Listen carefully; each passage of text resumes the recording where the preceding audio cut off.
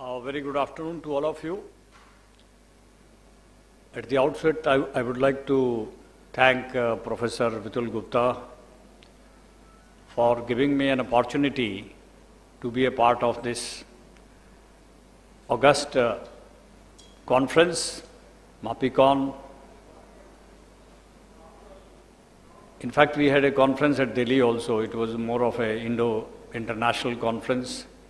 But since I had committed to be a part of this conference, so I said that I am already booked, and now it's a privilege for me to address all of you here with a very important topic which all of us, we see in our daily practice, whatever specialty we belong to. Psychiatrists, of course, do see these patients who are presenting with a variety of somatic symptoms, and they are referred from various departments. But every one of you is baffled with the diagnosis as well as the presentation of these symptoms. Let us see what we can discuss about them. Now, introduction, you all know somatoform. Somato means sharetic, somatic. Form means taking a shape or form. So anything which is taking a form of somatic symptom or somatic presentation without having any explainable physical cause for that. So bodily signs and symptoms as a major component, and these symptoms are medically unexplained, and there is a significant distress. These people have been suffering from years together, and they are running from one OPD to another OPD, one private practitioner to another one without much relief, and they are not getting convinced. Now, patients are convinced that their physical symptoms are arising out of undetected, untreated bodily derangement.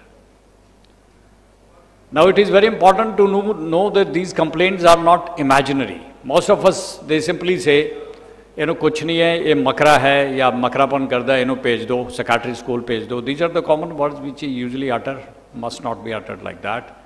So they need your compassion and care. Mind-body interactions are quite complex and they need to be understood. Charles Beard has also said that modern physicians who dismisses the patients saying that complaints are imaginary are doing a great disservice to both the patient as well as to the medical profession.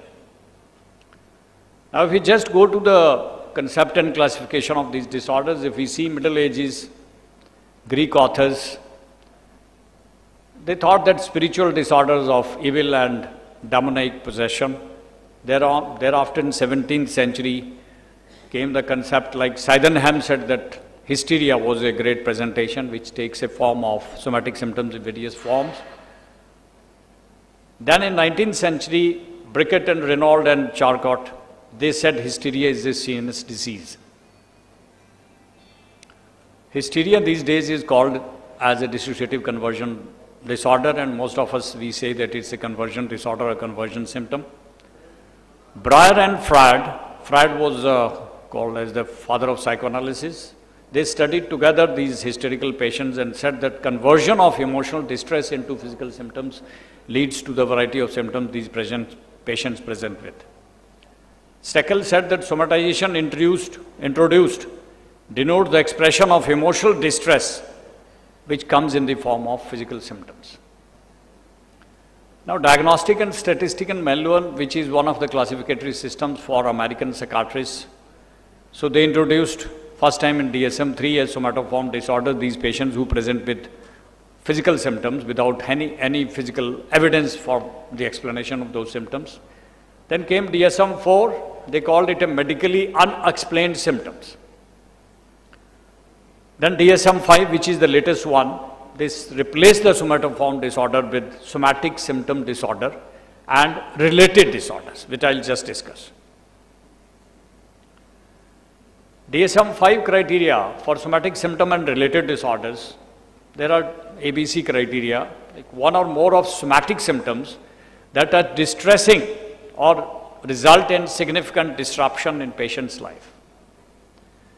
Excessive thoughts, feelings and behaviors, at least in one of the following, that is disproportionate and persistent thoughts about seriousness of one's symptoms, persistently high level of anxiety associated, excessive time and energy spent with symptoms of health concern.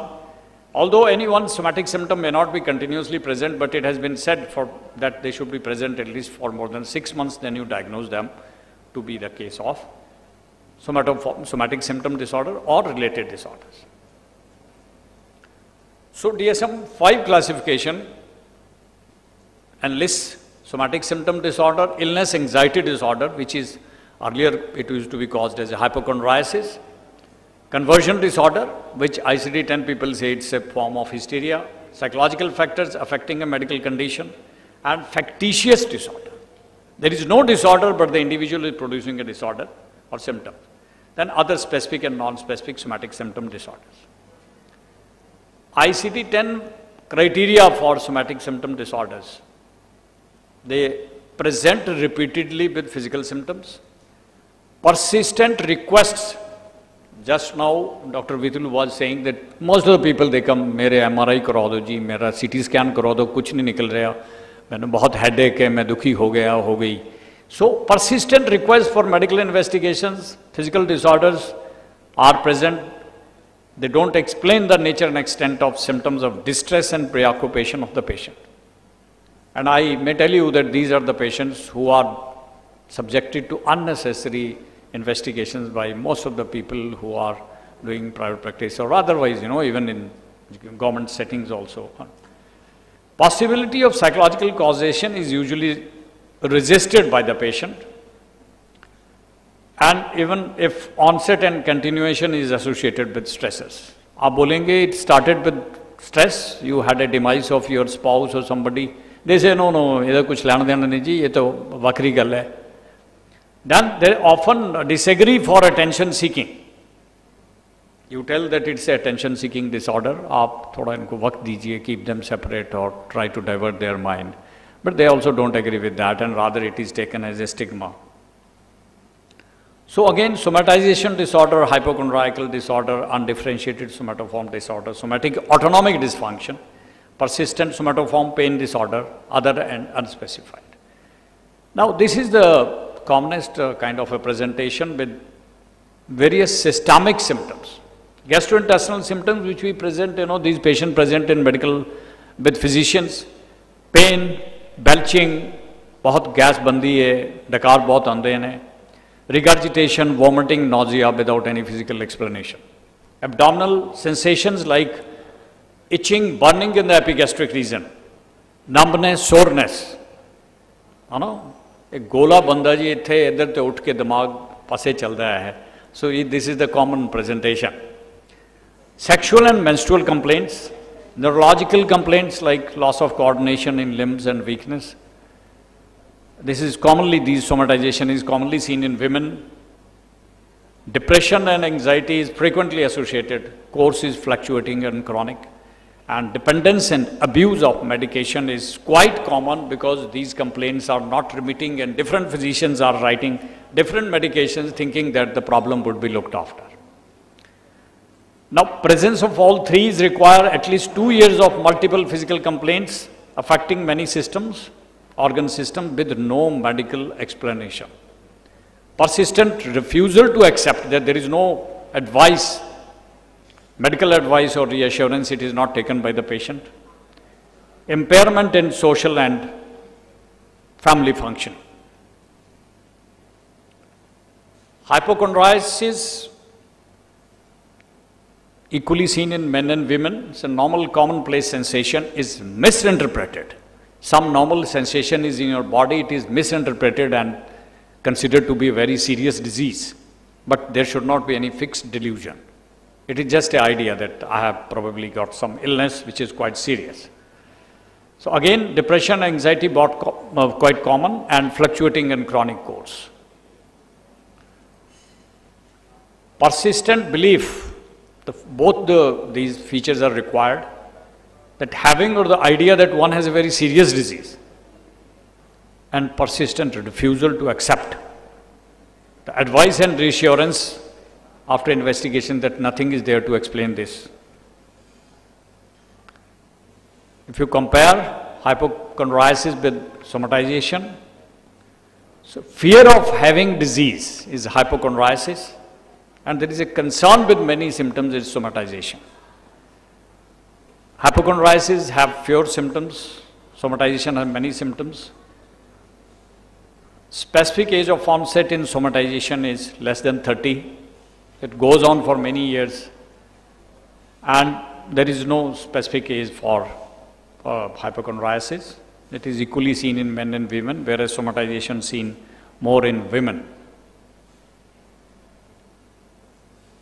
Somatoform autonomic dysfunction. These are the people who are presenting with super specialists, cardiologists, urologists, nephrologists, neurologists, endocrinologists.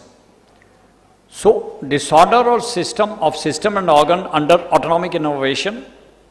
So, cardiovascular cardiac neurosis, they pinpoint that there is a pain here in the precordium, and everybody is alarmed that it may not be a cardiac pain. There is no pain in cardiac, as far as I know, that if you can pinpoint and say this is a cardiac pain. It has to do something with your exertion, right? So they present with that. Then respiration, hyperventilation, psychogenic cough. This is commonly presenting in respiratory department. Gastric neurosis, irritable bowel syndrome, nervous diarrhea, hiccup. Functional dyspepsia, patients getting lot of PPIs without any relief. Flatulence. Then genitourinary increased frequency of micturition, that is irritable bladder kind of a thing, and dysuria. Again, autonomic arousal, persistent palpitation, sweating, flushing, tremors, they all should be present. Subjective symptoms refer to specific organ system, preoccupation with distress, and no evidence of structural and functional disturbance. Then there is a persistent somatoform pain disorder. Now this has to be differentiated from various pain syndromes, which physicians have been having those types of patients with them. Now pain cannot be fully explained by a physiological process or a physiological disorder. Pain usually starts with a psychological stress or trauma. Psychogenic backache, headache, as we were just talking about an hour back. And important differential diagnosis is hysterical elaboration of organic pain. I mean, somebody has got a literal pain and it is exacerbated because of the personality of the individual, or what we call as a ये था hysteric हो गई जी, histrionic हो गई. I hear these words in labor room many times, but otherwise also we talk about hysteria in a very layman's term. Hysterical means something very excessive, whereas it is not so in psychiatric terms. Then very few interesting common complaints. Gola bandaji galech, globus hystericus, feeling of lump in the throat, गर्दन टेढ़ी हो जाती है, psychogenic torticollis kind of a thing, psychogenic pruritus. These people, again, my earlier friend said that misuse of steroids. So these are also the people who get a lot of steroid applications for that. Psychogenic dysmenorrhea presenting in gynae outdoors, and pseudocysis, false pregnancy. I have seen a couple of patients who had literal, features of pregnancy and all that, bloated abdomen and all that, but it was nothing but fat and flatulence. But having even many had started even lactating also to some extent, or having enlarged breasts also. So false pregnancy without having any pregnancy. Intense desire, the lady is not getting a child. So again, very interesting thing. Psychiatric comorbidity seen, depressive disorder, generalized anxiety disorder, phobic disorders, substance-related disorders, and personality disorders are seen, borderline, hysterical, personality disorders. Now, depending upon what kind of a survey or study you are doing, there are various kinds of prevalence and incidence, but by and large, roughly it is 5% of the patients, they suffer from somatoform disorders. Though that is primarily for hypochondriasis, but it is otherwise somatic symptom is seen in 2 to 2.5% of patients, 2 to 11% of patients rather. It's commonly seen in females, as I said, except for hypochondriasis, and The symptoms appear in adolescence. These are youngsters carrying with a lot of prescriptions with you and coming to your outdoors. Common in people in low education and low income, and similar symptoms are similar to other illnesses. And before their initial presentation diagnosis, they are present for many years. Unlike other medical disciplines, we don't have usual etiological conditions because it is more of a behavioral, emotional and cognitive aspect which is affected. So mostly you don't know exactly what is the cause. But it has been seen there is a heightened awareness of normal bodily sensation, which normal person feels. That is heightened, and that is why probably they experience more of symptoms also. High autonomic arousal is also been seen, and because of the physiological effects of endogenous noradrenergic compounds, you have tachycardia, palpitation, and hypermotility, irritable bladder, and all those things. Muscle tension and the tension headache can also be featured as a result thereof. So, though features like reduced brain volume of amygdala and brain connectivity circuits, that kind of abnormality has been found, but not in all cases. Now, what is more important in these patients is what I am repetitively telling is that there is an association of stress. Do we really inquire into the stress? The person coming to you is suffering. Do we ever ask? Probably not much, because we don't have much of the time. If there is a lot of stress, if there is a lot of negative life event stress, it tells upon your brain, and ultimately hypothalamus is affected. CRF, corticotrophin hormone, is released.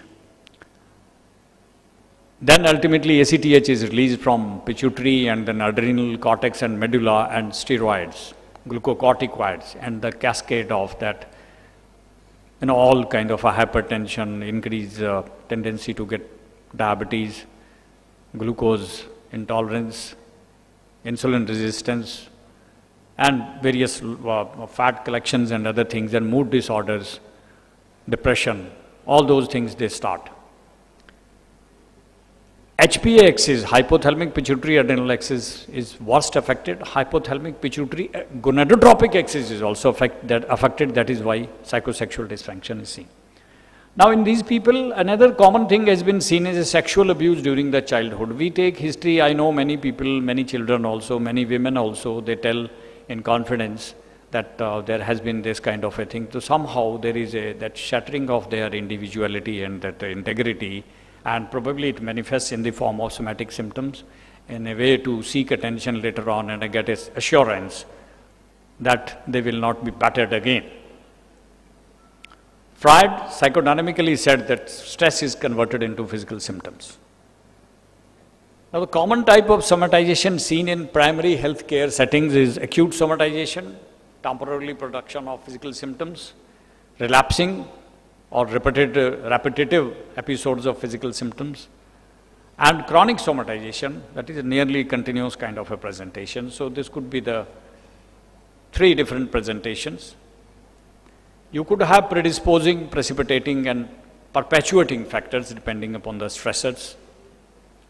Predisposing, as I already said, is the childhood adversities, comorbid medical illness, lifetime psychiatric diagnosis, poor coping ability, and a model in the family to copy.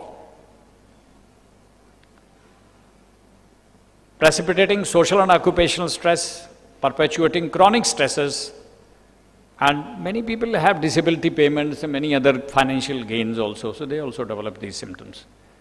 Assessment and diagnosis, peruse in detail previous health records, referrals, investigations, treatment, exclude organic disease, but don't subject the individual to unnecessary investigations. If you could find any, go for specific 1 or 2 investigations, but not for more.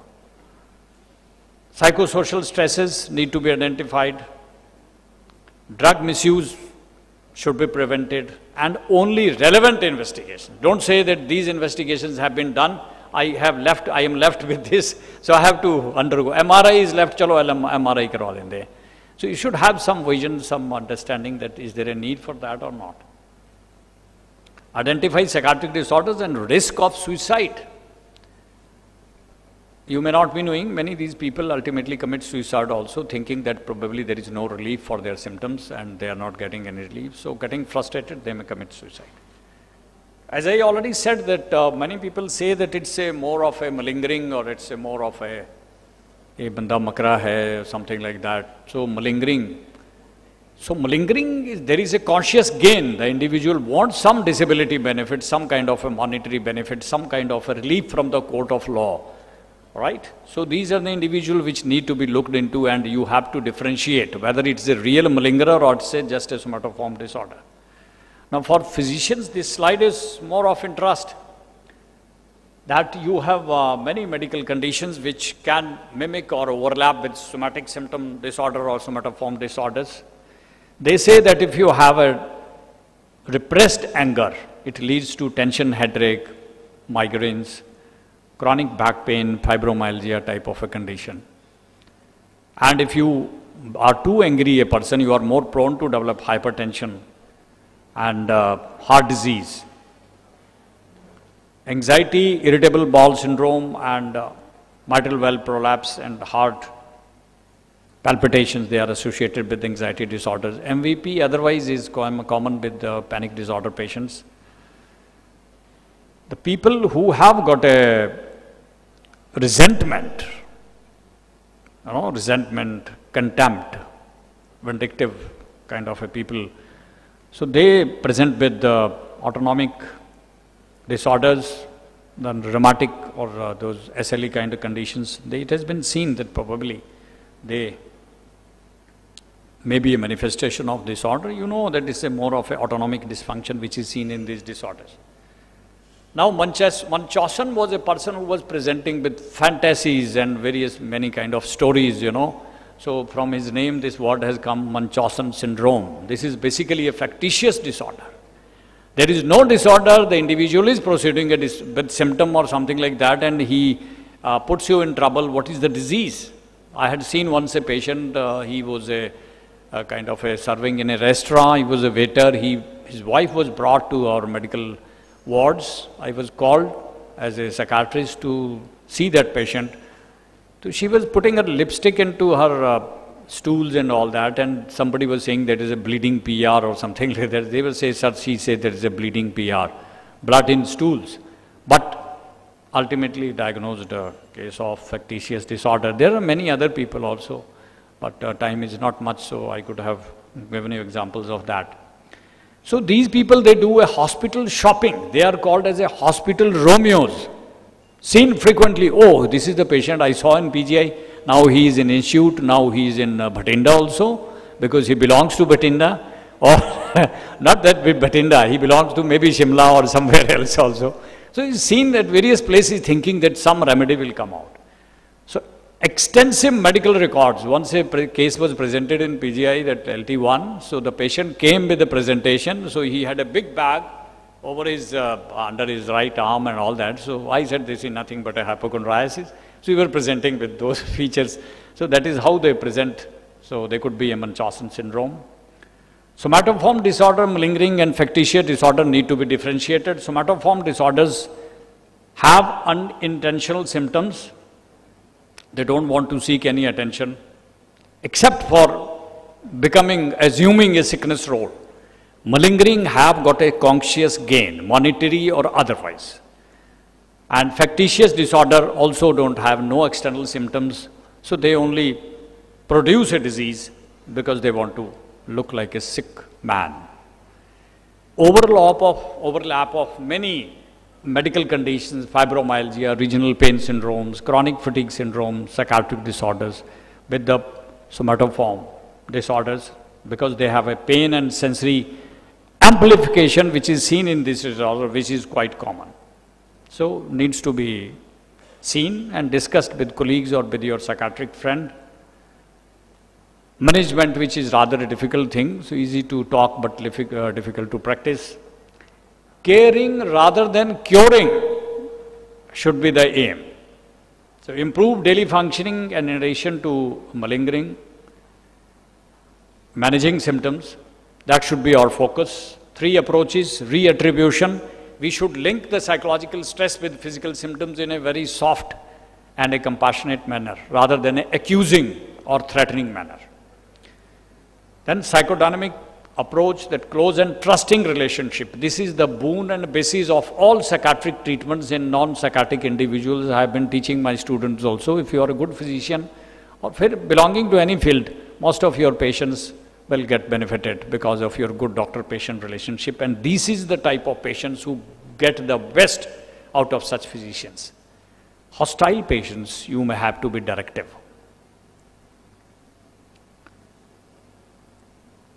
Psychoeducation. Explain that there is we will have to work together. You have been suffering a lot for quite some time. You have been investigated also. So we'll discuss the problem together. So take the patient into confidence. Educate the patient how physical symptoms may be caused by or exacerbated by stresses of various kinds. Avoid comments. तेरी बीमारी मेरी समझ च नहीं आई, तेनों psychiatrist कोल भेजना पड़ेगा. These words should never be used. When I was a young kind of a individual joined in my institution, people used to come from periphery.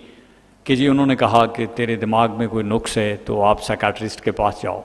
These patients never get treated. So don't stigmatize the patient that they have got a mental illness or they are psychotic in any way. But you simply say that हो सकता है कुछ आपको psychological issues हों.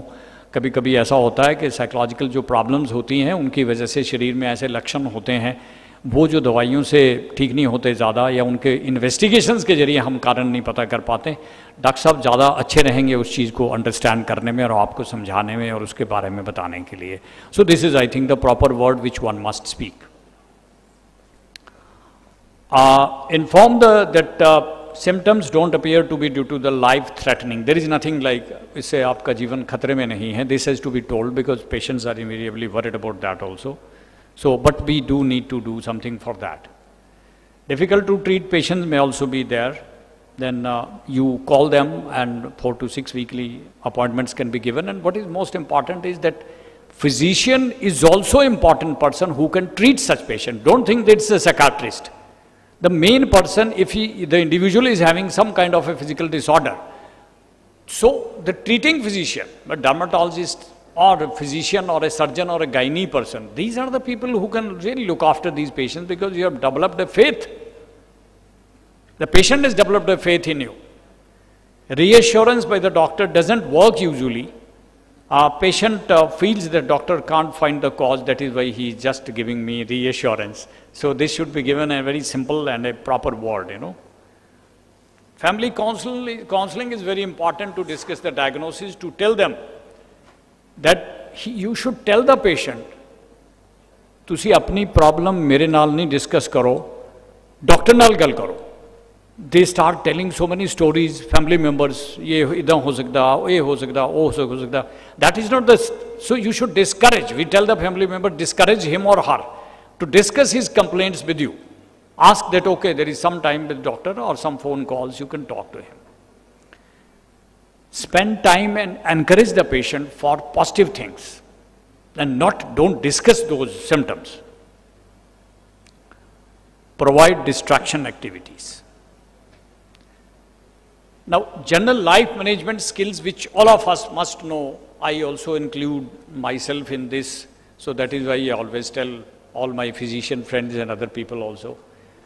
You are seeing NCDs, non-communicable disease and various other kinds of problem, obesity, heart disease, cardiac disease, diabetes mellitus, right? Psychosexual dysfunctions and respiratory disorders.